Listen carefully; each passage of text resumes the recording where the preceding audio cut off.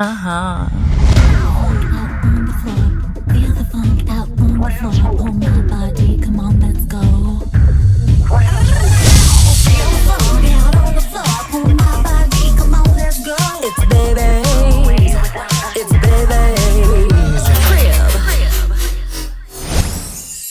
Previously on Baby's Crib. That's one of the things Kevin Custer said was, yeah, my work was good. He thought that I personified that I had that cool look. For sure. That he thought would Definitely. work well with Playboy. Oh, I remember being up here in this caged area and nicking my knee. Oh, really? Yeah, and it kind of started bleeding, and Cynthia was like, "Oh." One girl, she called me. She was like, "I'm thinking of leaving my husband."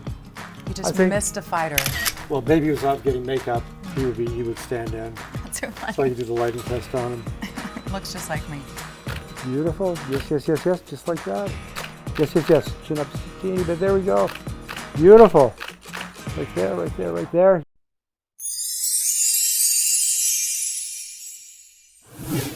What can you tell me about a photo shoot that you had with Playboy where something really funny happened? Like some shit went down, you're like, is this really happening right now? Yeah. Come on. Several? Yeah. I can hear it in there. What is it? Oh no, some are embarrassing. Well, let it out. You don't have to say names. Oh no, We'll embarrassing. know who you are. Embarrassing for me. Embarrassing for you? Go. Yeah, what happened? I already know. David's pants got bigger. Oh no, I wasn't thinking of that. I'm so naughty. See where my brain goes? I'm so wrong. Oh no, that did happen. Did it? Often Yeah, or just sometimes? No, I had girls that would, try to get a rise out of me. Really? Literally they did? Yeah, one of them actually is a well-known person that...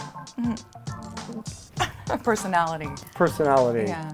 So just one embarrassing thing that happened that maybe other people saw or did happen that you're like, what the fuck did we just go through? Can you tell the story? There are too many of them. I don't know what I'm... Fuck it. Let's change the page. We'll get off the Playboy and then we'll come back to it. Sorry, when Baby and I talked a year and a half ago or something. And at that point I was like, yeah, let's talk about everything. Yeah, everything. Now I'm a little more like, I don't know if I want to talk about it. That's okay. Well, to get into that for a minute, you were going to document your life through podcasts and also writing a book, right? And yeah. So that's what we got into that a bit. We were just with microphones right? Yeah, and I still am. Yeah, good. I mean, I've been writing even. Kevin Custer. Right again. Just sent me his he just finished a book. Awesome. And I'm one of the lucky ones that got a copy of it. I'm reading it right now. You're probably in it. Yeah, because there was a little thing at the beginning that says I might have changed names. Yeah, to protect the guilty and those that are embarrassed. Yeah, no, I was a good boy. I was a good boy. I remember when I first started working for Playboy, and I went up and met with Kevin, and he was like, you're probably going to have girls throwing themselves at you. Yes. You got to be careful with all that. And I was like, I don't need Playboy to get girls. And then years later, I was like, yeah, it was. Took that up to a different level. A whole other level. Well, you've shot way more than just Playmates. I should say Playboy models. You've shot so many icons, rock stars, all kinds of musicians, athletes, actors, actresses. Do you have some of those people that you can share with us that were just like really amazing experiences for you? People that you really, really enjoyed shooting, like top 3? Woody Harrelson, for instance. He was just a joy. Nice. I didn't know what to expect. He showed up at the shoot. He seems like he'd be a cool guy. He was so down to earth. His publicist had called me the day before and was like, Woody's in town, we need a shoot. Can you shoot him at Piedmont Park? And at that time I had shot at Piedmont Park so much I was just... Over it? When you see something so much, right, it loses its magic. Sure. You don't see it anymore. Sure. That's why people cheat. Just kidding. Just kidding, people out there, don't cheat, it's bad to cheat, it's bad. Okay, go. That's a great analogy. It is though, right? Don't get bored, gotta keep the spice of life up. Anyway, so I went next door to Piedmont Park, the tavern. Botanical Gardens. Oh, which is beautiful. Botanical Gardens. Yes. And once again, being kind of naive and thinking, I've got Woody Harrelson, of course they're going to say yes. Yes. I went and was like, I've got to do a portrait here. Yes. Can I do that? And they were like, when? I'm like, well, it's also like around 6:30. And they're like, we'll be closed at 6. And I'm like, oh, and I was like, it's Woody Harrelson. Oh, we can stay open. Nice. So my crew and I got there that day. We waited for him to show up. He shows up in this little beat up car that his local assistant is driving. He gets out, he's eating stir fry. There's a mess on his shirt. Was he high? No, but I complimented him on his blue. His eyes were so blue, and I hadn't noticed that in his movies. And when I complimented his eyes, he was like, "That's from all the weed." But no, So it was from all the weed, or he's well, making a joke. I don't know if he was. He didn't seem high, but he went. I had an assistant there and people there. And Woody bent down and started picking up my cases and started, let's go. Nice. And I'm like, Woody, He was ready to rock with you. Yeah. That's nice. And I was like, you don't have to carry? He's like, no. Beautiful. And then we came across this, it was the botanicals garden, so there was this patch of flowers. And he's like, let's play here. So he goes He and said, jumps. let's play here? As I say that, I'm like, did he actually say that? Or I've told this story so many times. He said, let's play And here. am I like that? We're going to play. I think he did say that. That's really And he cool. went and jumped in the flowers, and I started taking pictures. Nice. And with most celebrities, you're given a certain amount of time, Sure. and then they're like, yeah, we're done. With him, he kept wanting to shoot, and finally the sun started going down. And I was like, Woody, we've ran out of light. Got no more light. We got to He stop. had fun with you, so that's awesome. And he was like, what are you doing later? And And I wonder what the night ended up being like. no, the night ended up, it was sad. I was supposed to meet up with them and ended up blowing him off. What the Because I fuck? went and ended up hanging out with some friends Yeah, and, you should've brought your friends. and celebrating Okay. having shot Woody Harrelson to the And point I was like, and I Woody can't. was, yeah, no longer. That's hilarious. Now I'm like, oh my God, What did you do? why? I was like, yeah, that would have been a great story. That's hilarious. So that could be like a shoulda, coulda, whatever, things that you regret, things that you haven't done. What? Yeah, that I look at, I'm like, why?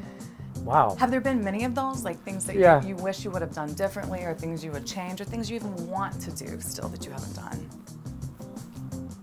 There's a lot of things yeah, there's a lot of woulda, shoulda. Woulda, shoulda, lots. Or I was like, yeah, that I'm like, I can't believe I did that. I would. You gave me some good advice recently because I was going through something, and I share everything with you. Like my heart's like right out there on my sleeve, which I think is a beautiful thing, by the way, to be vulnerable and just say what it is. And you were like, baby, just be cool. Just be cool. You go, I can't, remember how many times I wish I would have just been cool. And I had to think about that. Like, what does that mean? Like, don't share my heart. Don't, protest your love or cry tears or whatever. What does be cool mean? Like, don't call him 10 times. Don't go fuck somebody. Don't do drugs. Just be cool. I'm like, Just be cool. Be cool. Beautiful. Yes, just like that. Yes. Chin up just a teeny bit. There we go. Beautiful. Right there. Beautiful. Bring the shoulder this way, just a teeny bit, just like that. Good. Nice. Yes. Really fierce, right there. Looking just above me. Turn a little bit this way. There we go. Right there. And really fucking badass. Right there. You're a superhero. Right there. Nice. Just like that, sweetheart. Right there. Beautiful, baby. Turn this way a little bit. Right there. Arch your butt. Just like that. Nice. Good. Right there. Yes. Right there. Nice. Right there. What are we doing? Right there. Beautiful. You realize this is the first time you've been in front of my camera since 1979. 1997.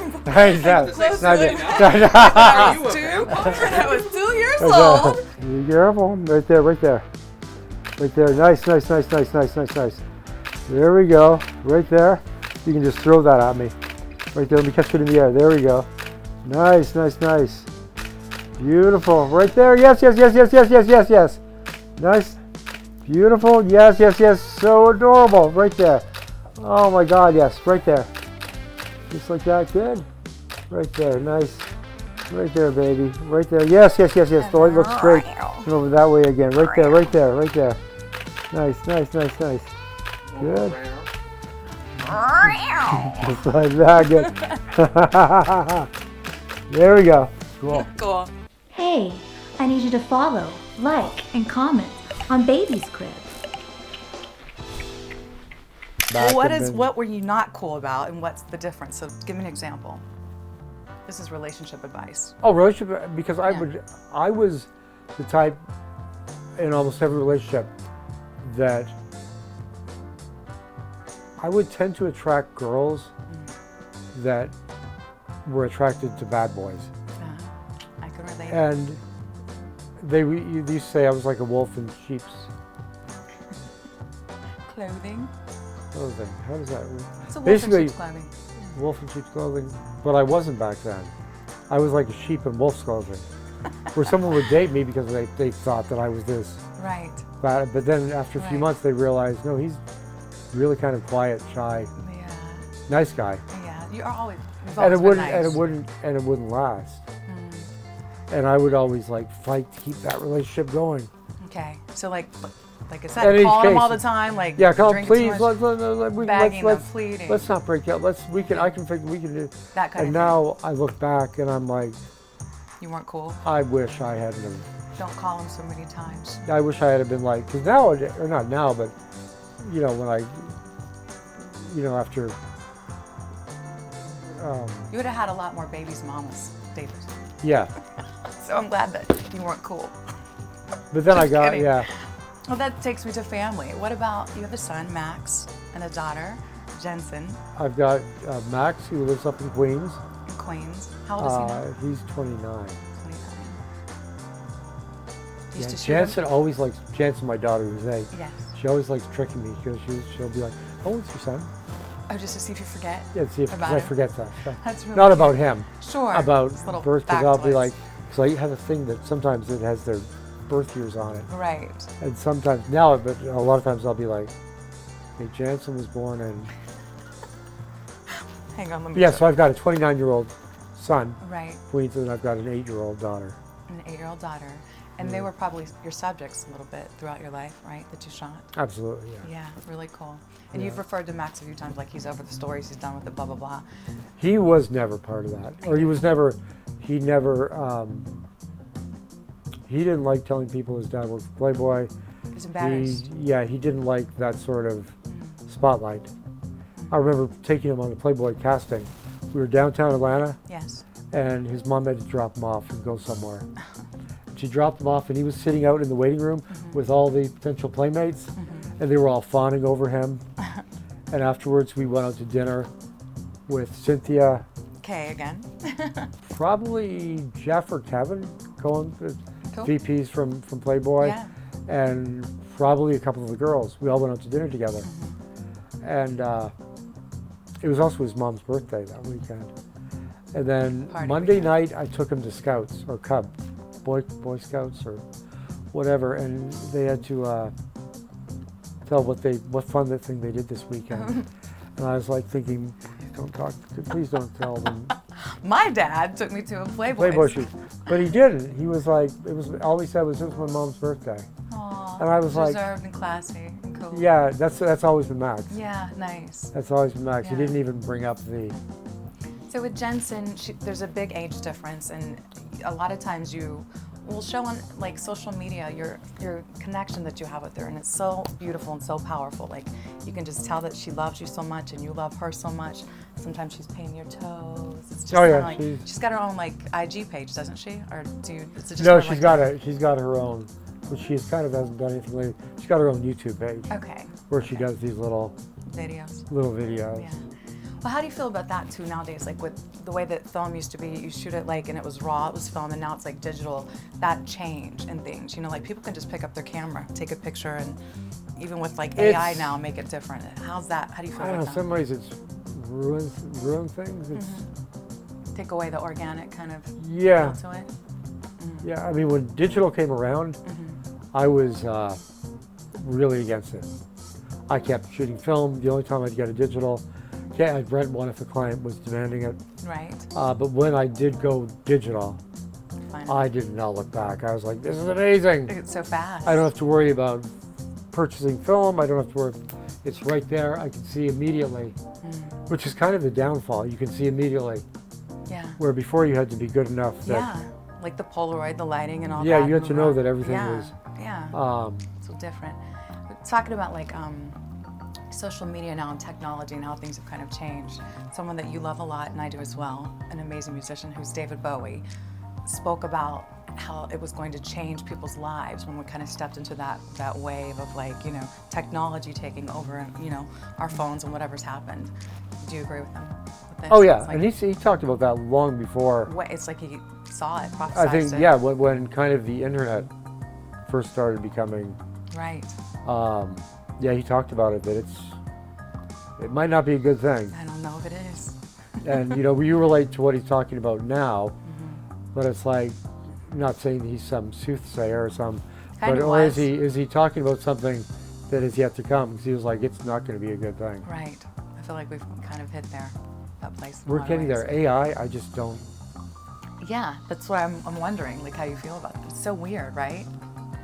It's weird. It's Taking over, like, that's not that person. Oh, that yeah, but also in writing, like nothing to do with photography. In writing, Right. you can now AI can write so much for you. You can put in a topic, and it'll elaborate on it. So you're not really writing. No, but it's what taken it's over. great for. So I'm doing and I could say this. So I'm stressing out. I'm doing a lecture at a university on Friday, Okay.